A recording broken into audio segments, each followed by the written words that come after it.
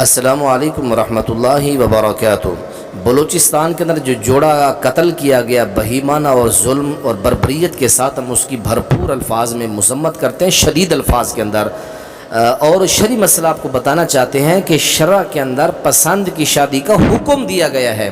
آپ قرآن پاک کی سورۃ نمبر نساء سورۃ نمبر 4 اور اسی طرح پارہ نمبر 4 ہے، آیت نمبر 3 ہے، سورہ نساء کھولیں۔ اللہ تعالیٰ قرآن میں فرماتے ہیں فَانْكِحُوا مَا طَابَ لَكُم مِّنَ النِّسَاءِ مَثْنَىٰ وَثُلَاثَ وَرُبَاعَ۔ اللہ کریم فرماتے ہیں نکاح تم ان عورتوں سے کرو جو عورتیں تمہیں اچھی لگیں، جو عورتیں تمہیں اچھی نہ لگیں معلوم ہوا کہ ان سے نکاح ہی نہ کرو۔ 2 نکاح کرو، 3 نکاح کرو، 4 نکاح کرو، تم کر سکتے ہو، تمہیں شریعت اجازت دیتی ہے۔ اگر تم زیادہ عورتوں کے ہونے کے باوجود انصاف نہ کر سکو تو پھر ایک عورت ٹھیک ہے۔ یہ تو رہا شرعی مسئلہ، اسلام پسند کی شادی کی اجازت دیتا ہے، صحیح البخاری کے اندر ہے، ہمارا قانون اور ہماری شریعت ہے۔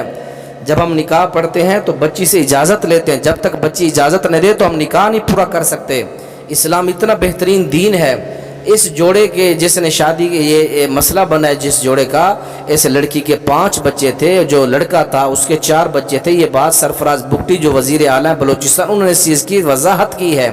شریعت کے اندر بھی اگر اس طرح کا کوئی کام شادی شدہ یا لڑکا لڑکی کرے تو شریعت بھی کہتی ہے ان کو رجم اور قتل کر دیا جائے، لیکن یہ کام شرعی عدالتیں اسلام اور پاکستان کے ادارے کرتے، نہ کہ کوئی وڈیرا، کوئی چودھری، کوئی سردار اس طرح کی عدالت لگا کے بیٹھ جائے۔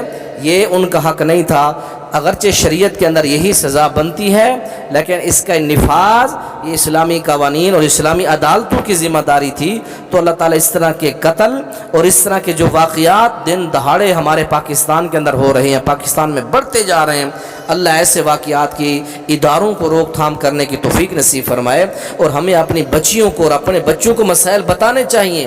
اگر کنواری لڑکی کنواری لڑکا اس طرح کا کام کرے 100 کوڑے مارے، شادی شدہ ایسا کام کرے تو شریعت کہتے ہیں ان کو قتل کریں۔ قتل کون کرے گا؟ پاکستان کا